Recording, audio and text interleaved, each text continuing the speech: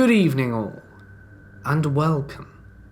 Tonight, we have some stories about creepers, so I hope you're ready, because it's time to get uncomfortable, make sure there's no one behind you, and let the darkness take control. I am what I would most certainly call a creep magnet. I get weirdos all the time, and it's become a joke I share with my friends and co-workers, telling them of the many, oh so many creepers I've encountered in my time as a retail employee.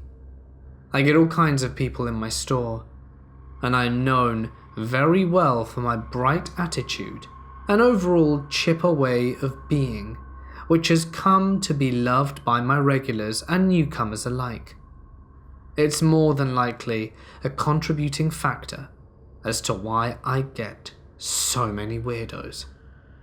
And my height. I'm a very short girl, standing at 4'8" and looking about 5 years younger than my age of 21. I'm rather filled out for how young I look. That's another reason as well. But onto the story. Today was just like any other. Just another ordinary day working by myself in the store, checking out customers, stocking shelves in my moments away from the register. A normal day. At some point while on register, I greeted a man with a large dark beard, bald and wearing glasses as he came through the door. He immediately smiled and got that surprised look on his face that I've come to know as, oh shoot, I'm gonna totally creep on this girl today. Look. No biggie, I'm used to it. I know how to handle myself. Eventually, after an hour or two of being on the register, I'd pretty much cleaned the store out of my customers and moved on to stocking candy. The man before with the beard approaches me with a smile and holds up a large, white trash can. Excuse me? Yes, I reply, glancing up from the box I'm stocking. Are there any more of these in the bag? This one doesn't have a lid. He says that and gestures to the large trash can in hand. Oh, yeah, I can check that for you. I smile and am polite, like how I always am, before turning away and heading towards the stockroom. I notice he's following me and think nothing of it, but glance down the aisles for another customer as I walk. Immediately, I take note of the store's emptiness.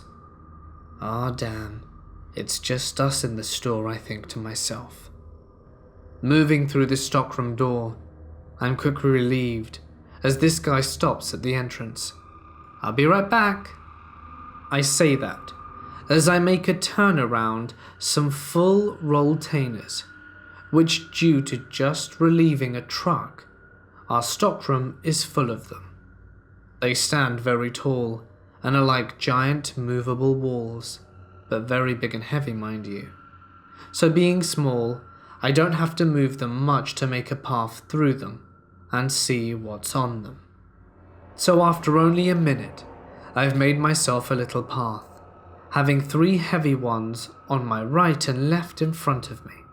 I decide to give up on my search for trash cans.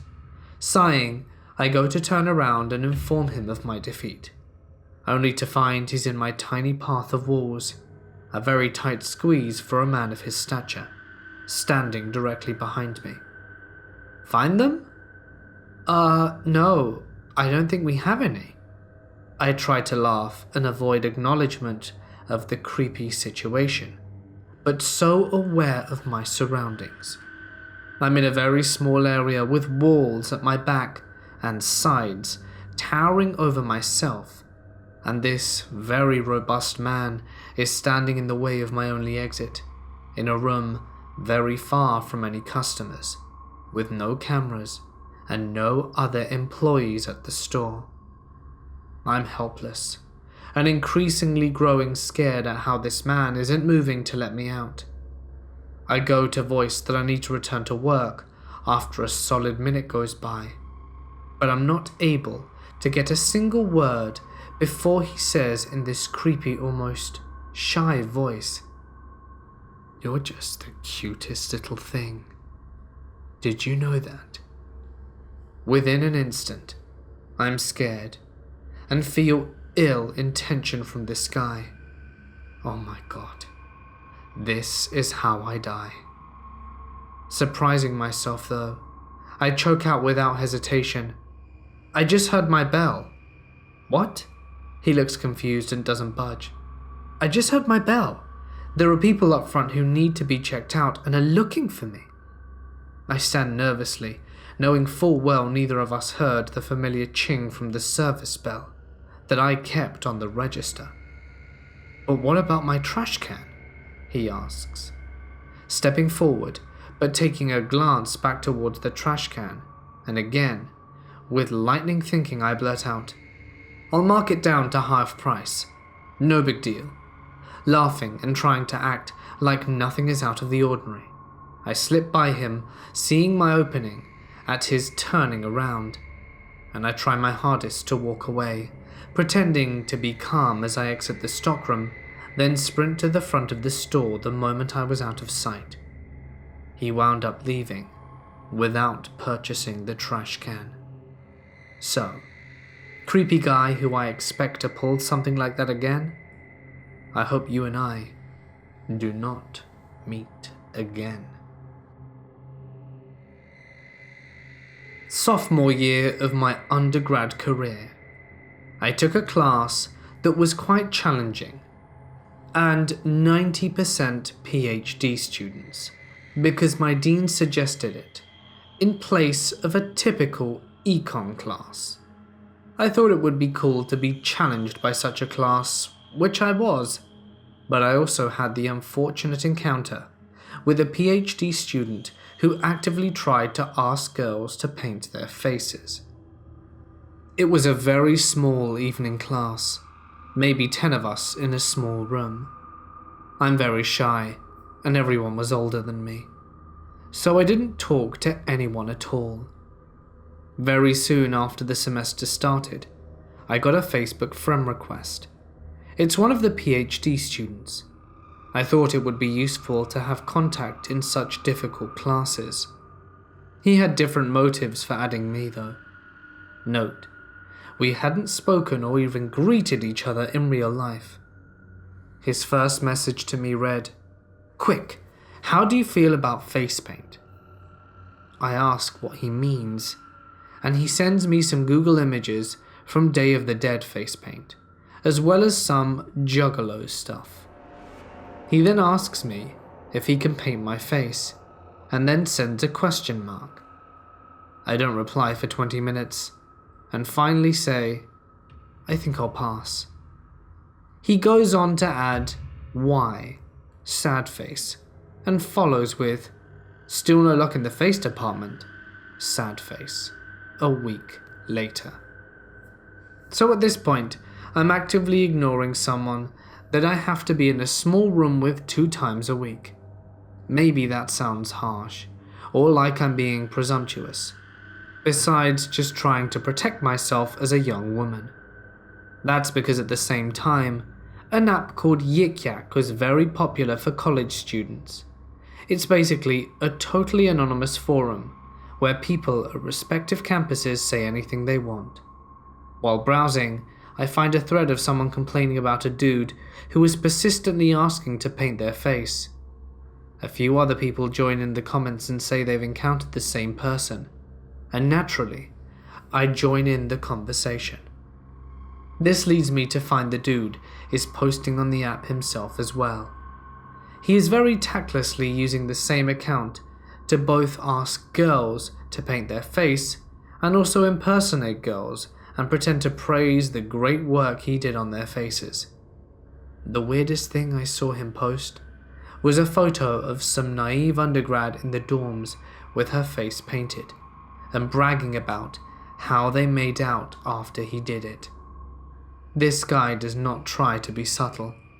and joins those incoming class Facebook groups asking freshmen if he can paint their face. At this point in time, he was infamous, and my friend told me about the posts in those groups. I should also mention that he was allegedly in a relationship the entire time he was posting in those groups. I would totally like to believe that this is some hobby of his that he genuinely wants to have an outlet for, but his behavior on Yik Yak suggests that it does something more for him. He also seemed to target young freshman girls, specifically, and in my opinion, thinks it comes off as innocent, when in fact it's not.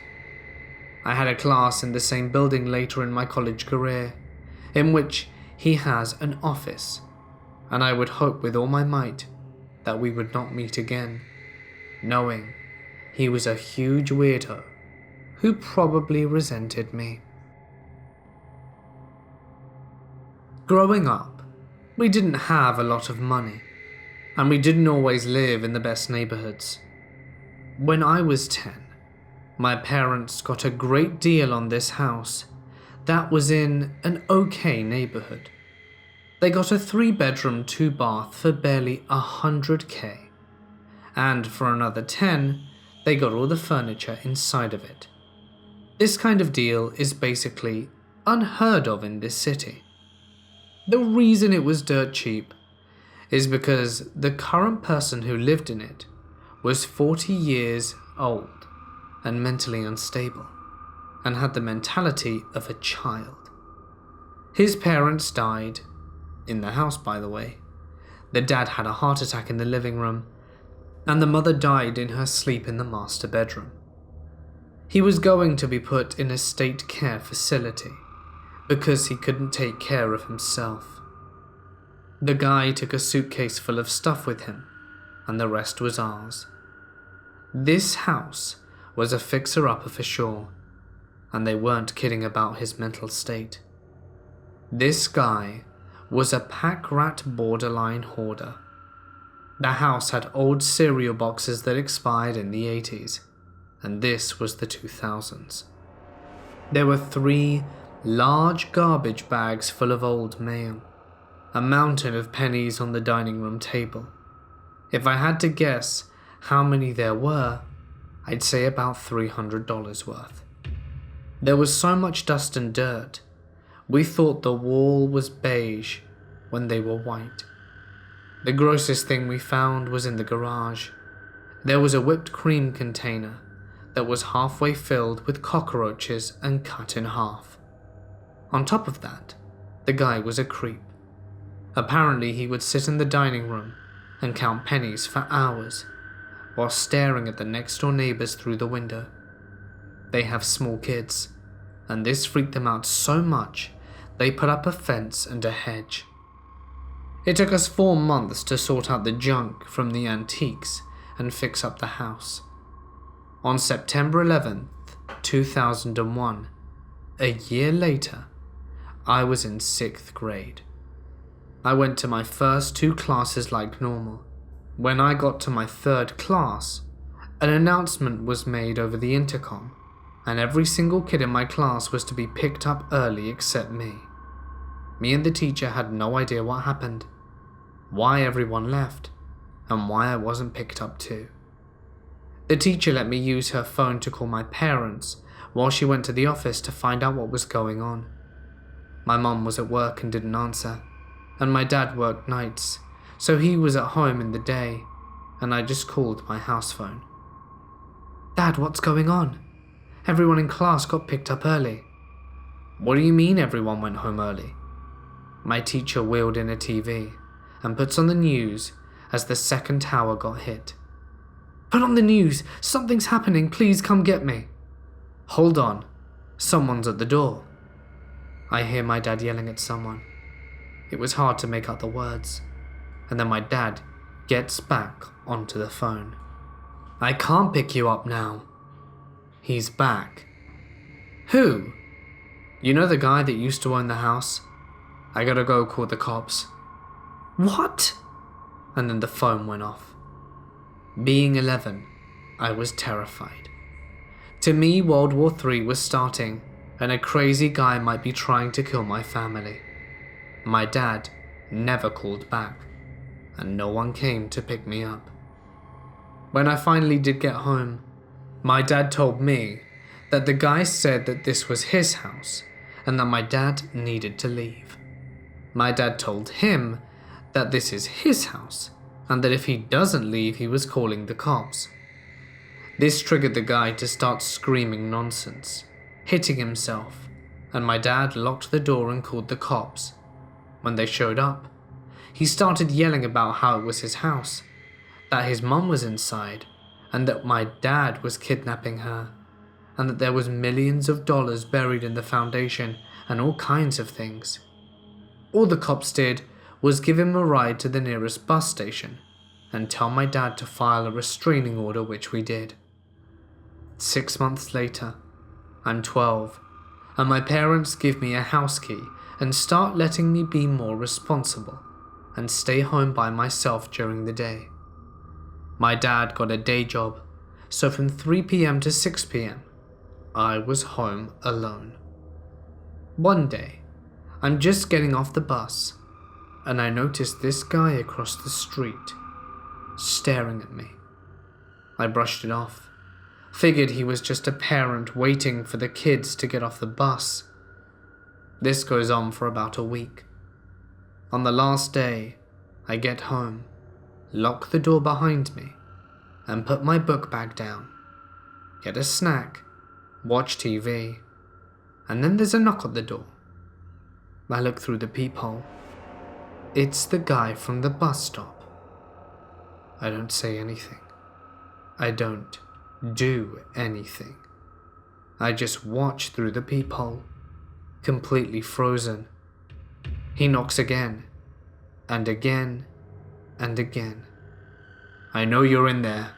Open the door, and this is my house. At that moment I knew who it was, and immediately called the police. As I'm on the phone with the cops, he starts losing it, hitting and kicking the door and the wall and screaming at the top of his lungs that this was his house and to get out. When the cops pull up, he walks over to talk with them, I guess thinking they would be on his side.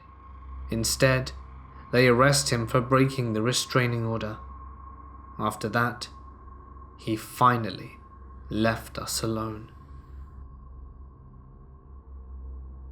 This was in the 90s when I was 15. My mum, my best friend and I were in Florida on vacation for 3 weeks. We discovered Sizzlers and really loved it, so we ended up going for dinner there quite often, and also got to know the waiters a bit.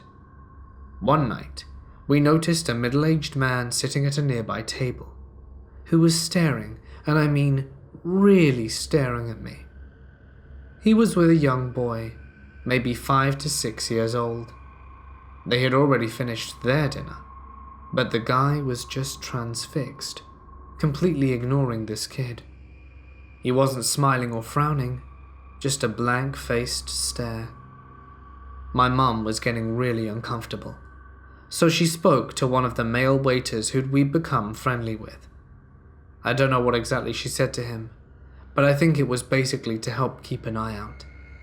It might be worth mentioning that my mother is usually quite comfortable with confronting strangers if required, but something made her choose not to in this case. The guy and the little kid eventually left, though it took what seemed like an eternity. Once they'd gone, we were just relieved and carried on with our dinner. I think that we were there for at least another hour before we were ready to go. When we were getting into our car, I noticed another car parked a bit behind us with someone inside. It was the guy from the restaurant, without a kid in sight. Even worse, when we started driving, he started his car without his headlights on and began tailing us.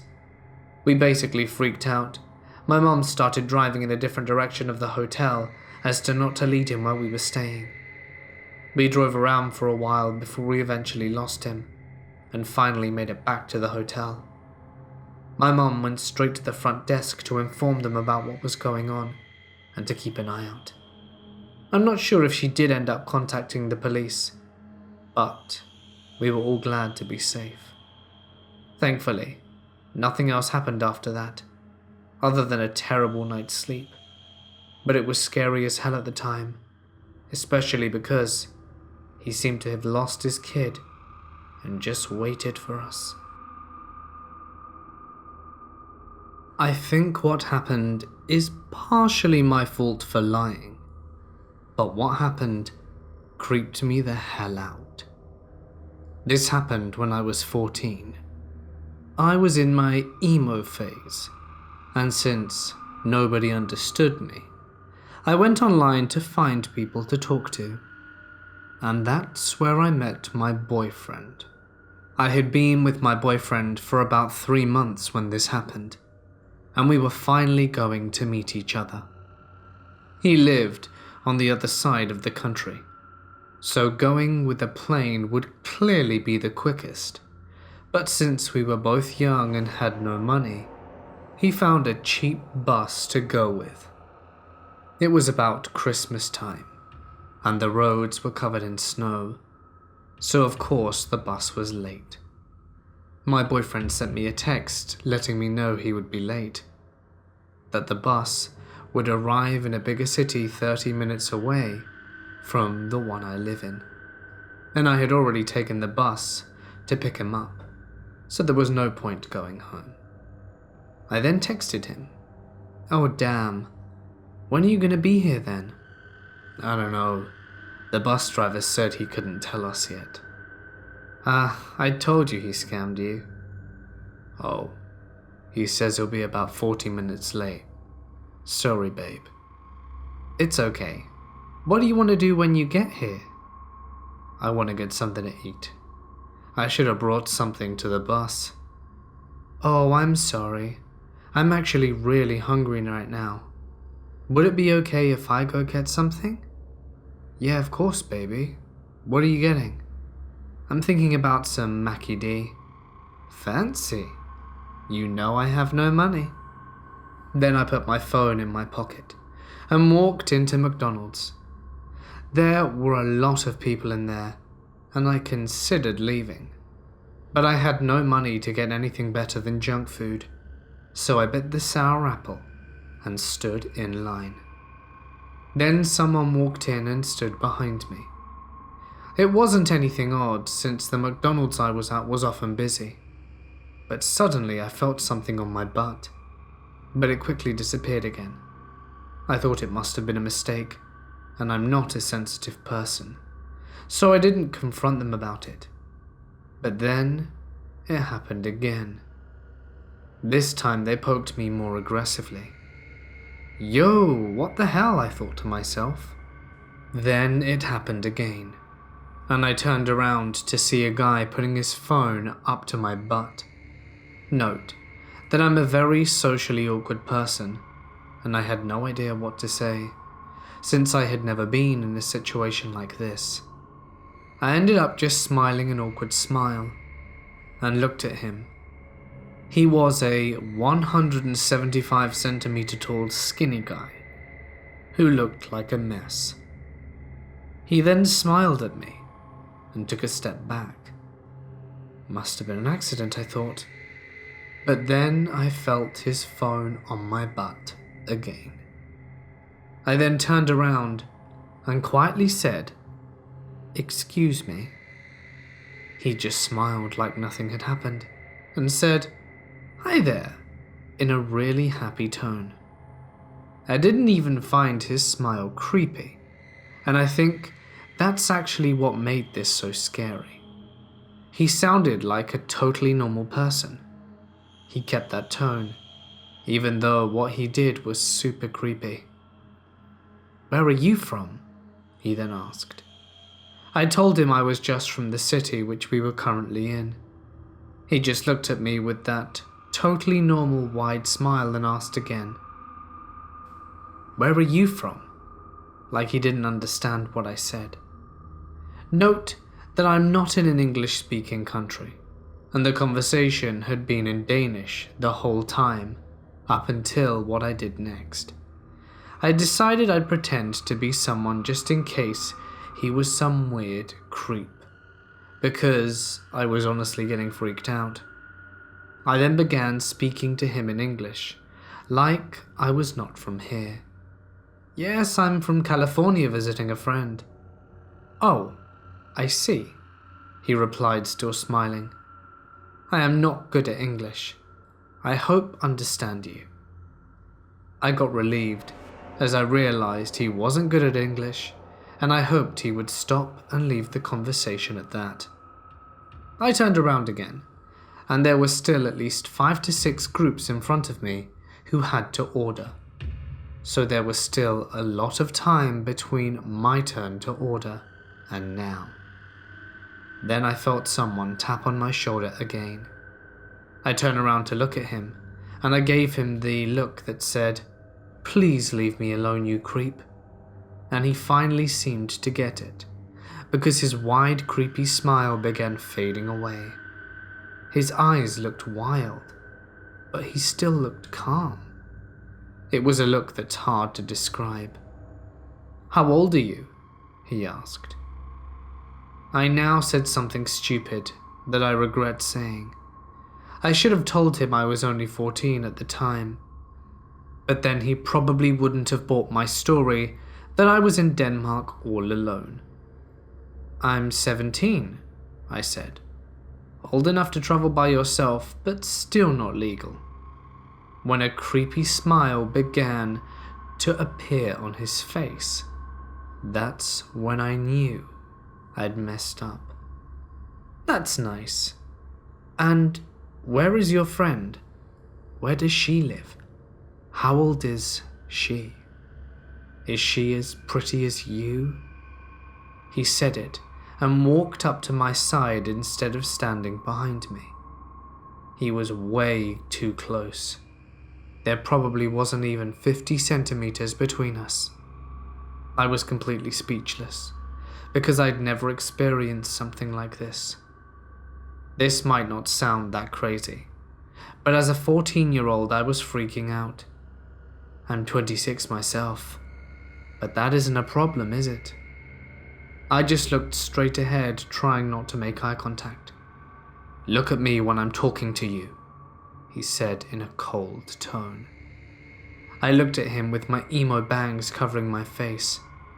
He then began to touch my face and hair with his filthy hands. "Get that hair away from your face and look at me, baby." I looked at him, and he smiled again. That smile was making me absolutely sick, and I wanted to puke everywhere. There we go. You know I really love emo chicks. And pulled my hair away from my neck and began kissing and licking my neck. I was furious, but I was completely frozen in shock. He could see that I was getting scared. Hell, everyone could. Everyone saw that he was doing this to me, and they heard what he was saying. Yet nobody did a thing. This is an aspect of humanity which I oh so much despise. People can be so disgusting, only thinking of themselves, and not paying attention or stepping up when someone needs assistance. He came even closer and began wrapping his arms around me and said, "Come with me. We'll go get your friend." And he took my hand. I slapped his hand away and yelled at him, "I'm not a hooker." And I then ran to a place where I could be alone and called my mum crying. And when my boyfriend met up with me, he comforted me. Again, it's not a big story about how he went on and killed everyone there. I just found this extremely disturbing as a 14-year-old. I don't want to end my story with saying that what he did traumatized me so much that I never dare go into McDonald's again, because I actually plan on going there with someone later. And I don't want to end this story by saying I'll never forget the creepy smile on his face either, because that wouldn't be true. I have a medical diagnosis that means I cannot remember faces, and I'll never know if I see him again. But no matter if I remember you or not, please, let's never meet again. So, this is an ongoing situation, but it just went from annoying to seriously creepy. There's a maintenance guy at the office building I work at. He is hired through the landlord of the building, not our company. We'll call him Bob. Bob is an older guy, maybe late 50s, and a former heroin addict. I say former because we are all pretty sure Bob still occasionally indulges in the habit. He is very socially awkward, and his mannerisms and ways of speaking are strange.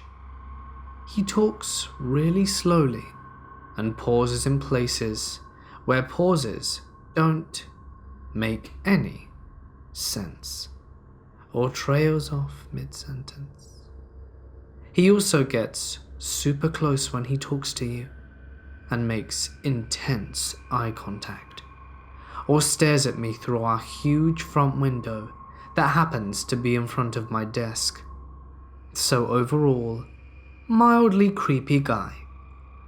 He has done some weird things in the past, like given me his personal number, brought a coworker a $200 wedding gift, and had it delivered to her, as I work with all women. The staring at people through the window, and he gave me a toy riding horse thing for my son. The kind that's on springs that rocks back and forth, and asks me personal questions about my marriage, and tried to ask me if I'd go on a date with him. I also found my car door open, and a bunch of my stuff, like paperwork and some perfume, and makeup I keep in my center console, moved around once when he was here. Today, he comes into the front office and just kind of stands there after saying hi. I ask my coworker if I can go out and have a smoke, and she says yes. I go get into my car and kept the door cracked so I could smoke. I was parked under a covered carport thing outside the back door, across from the utility/supply room. All of a sudden, Bob is standing there and kind of grabs the door and opens it a bit. I don't know where he came from, but I was listening to music so wasn't really paying attention. I took my headphones out and looked at him, like, what? He doesn't answer right away, then asks me if I can take him to the store. A, he has a big white truck that he knows I know he has. And B, he knows damn well I can't just leave while I'm working. I tell him that, and he goes, No, it's okay. I already asked the coworker and she was fine with it. I ask him why he can't just drive himself, and he sits there for a second, looking at me, and then asks me to help him with something in the utility room. I say no, and that I need to get back to work before I'm yelled at. He stared for a minute, and then smiles the creepiest smile and says, No, you won't. They think you've taken me to the store. We have plenty of time. I don't know if I'm accurately conveying the creepy, scary vibe he was putting off, but I was scared at this point. I didn't know what he wanted, or what he was trying to accomplish, but it wasn't anything good. And on top of that, he wasn't moving out of my way, and was about 6 inches away from me. I tell him to move, and he stands there for a few seconds and finally does. I dialed 911 on my cell, and jumped out of the car and ran inside. I seriously thought he was going to grab me and push me into the utility room or something. I'm still in shock about it. Oh, and he didn't ask my co-workers anything about the store. Of course, he made that up. He left right after that whole thing, and I don't really know what to do about this situation. This is 100% true. I'm 23 now, and this happened about 10 years ago, so I was probably 13 or 14. Anyway, I used to skateboard all the time with my friends Tim and Brandon. One day, we got done skating, and we decided to go to 7-Eleven to get some food/drinks before we went home. Remember, I was fairly young, so wasn't driving. We had skated to the 7-Eleven and were planning on skating/walking back home. We buy our drinks, we leave the store, and we walk to the parking lot and prepare to cross the highway. Take note, it's not a busy highway since it's a small town. While we waited for the traffic light to turn red so that we could cross, I looked behind me at the 7-Eleven gas pump and noticed a 40 to 50-year-old man pumping gas into his white truck. He stared at me, and before I knew it, he dropped the gas pump and jumped into his truck.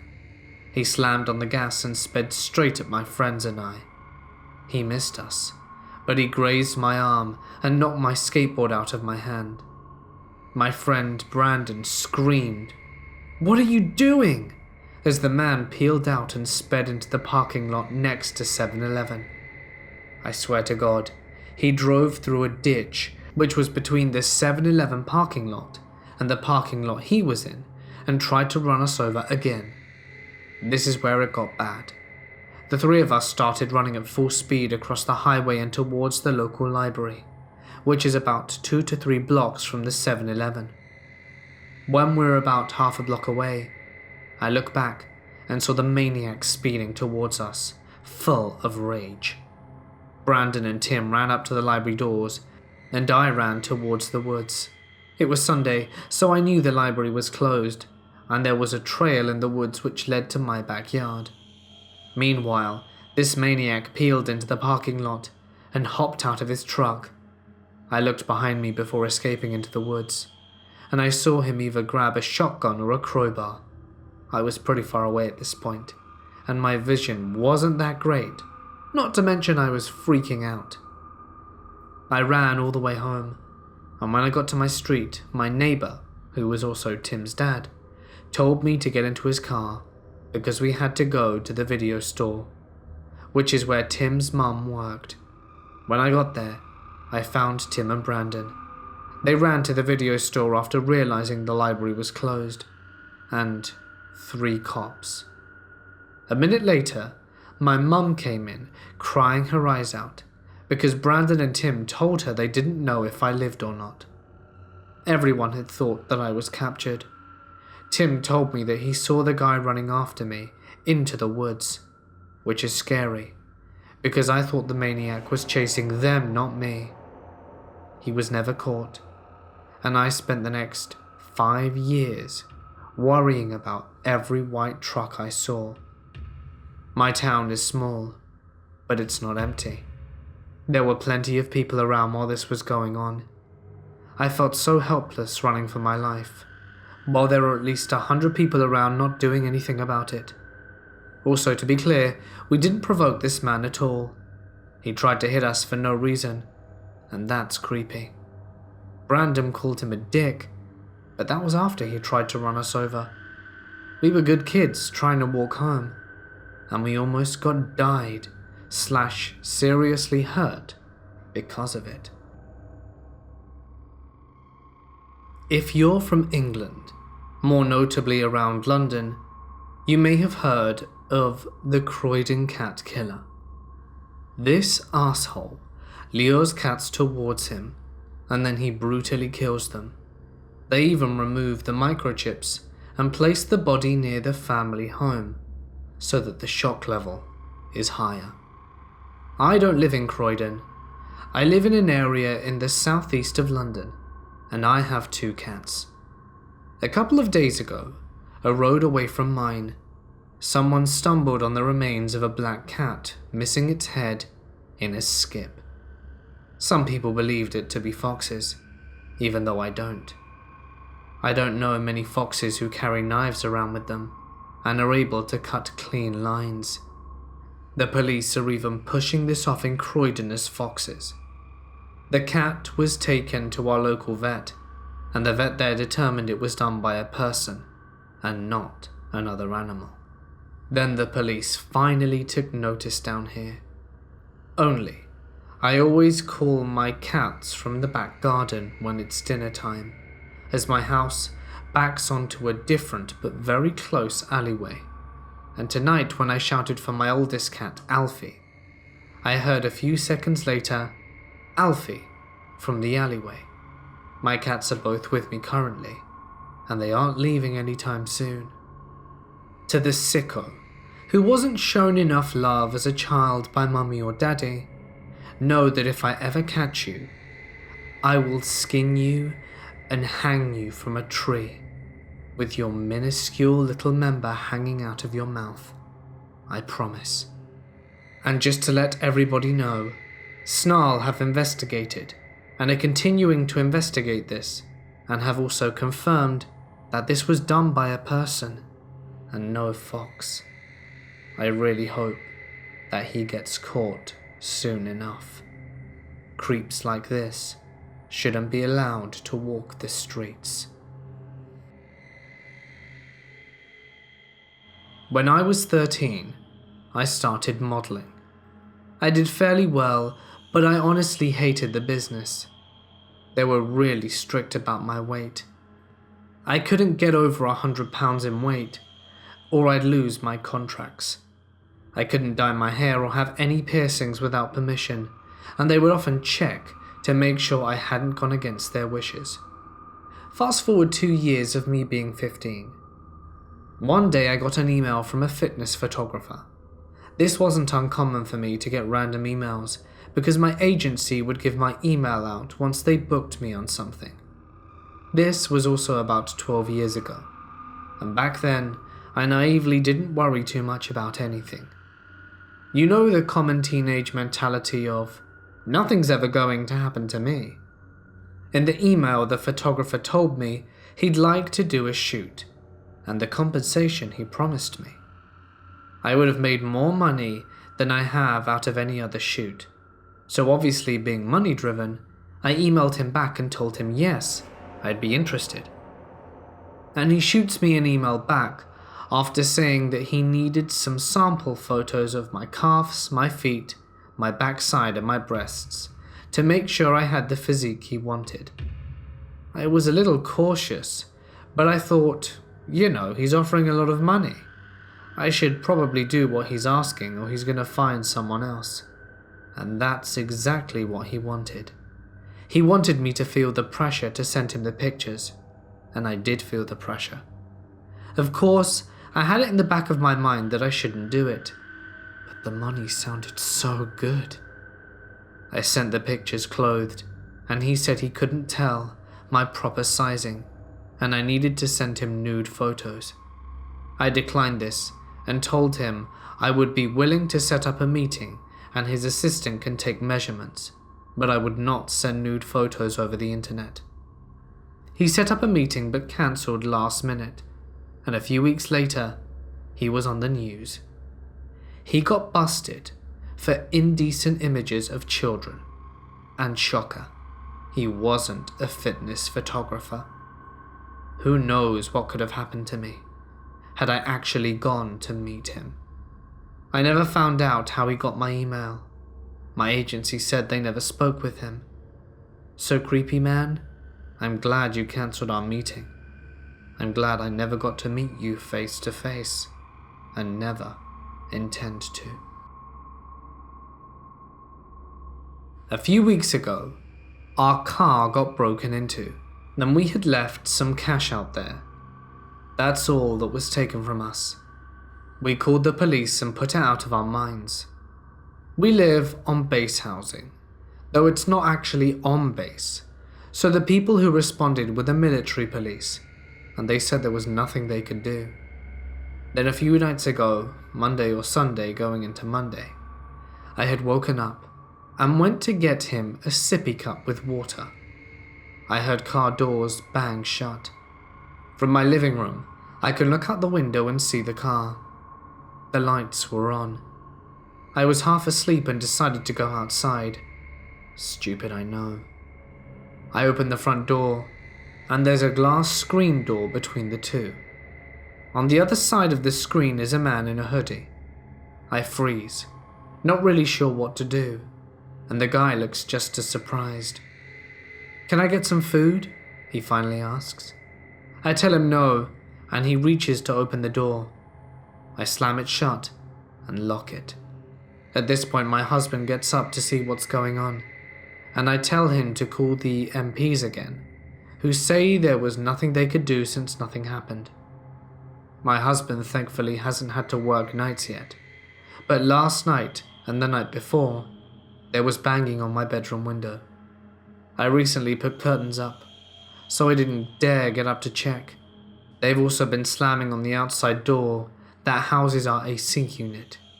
I'm pretty sure it's the same person that tried to rob our house. Hey guys, it's Mort here, and thank you so much for listening.